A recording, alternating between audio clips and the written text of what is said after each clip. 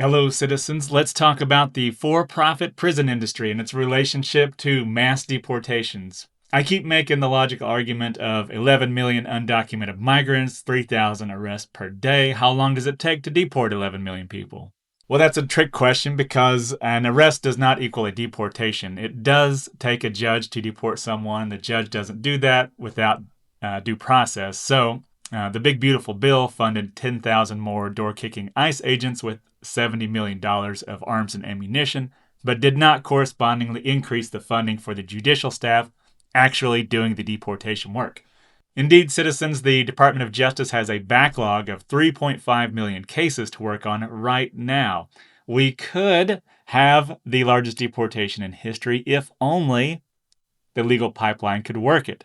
If only. So what's going on besides a cruel show of force? Yes, actually, it's for-profit prisons. That's exactly what's going on. Our two biggest offenders are the Geo Group and Core Civic. These for-profit prison companies contributed between $2 and $3 million into Trump's re-election and inauguration funds and are now getting repaid in spades with a $45 billion set-aside specifically for contracted detention facilities.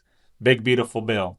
And we might have predicted this as the company stock prices doubled for both of these companies within days of Trump's re-election. Check it out. Now that we've established the largest deportation in history is actually the largest incarceration in history, we can talk money. Best estimate is we spend $152 per day per detainee, which is quite a bit more than the $6 a day in food stamps that Red Team cries on and on about. And DHS openly targets to have 100,000 detainees on any given day.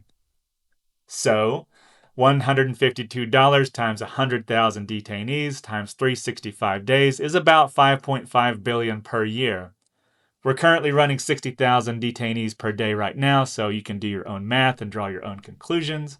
So leftists, you should be fired up about $45 billion going to for-profit prisons while the government cuts SNAP and healthcare. And right-wing, you can recognize that you are being sold on mass deportation, but actually, yet again, supporting the billionaire class. All right, citizens, I hope that left a mark. Feel free to do your own research, make your own math assumptions, and rerun my logic. I fully support the scientific method and replication to validate these conclusions. Thank you for watching.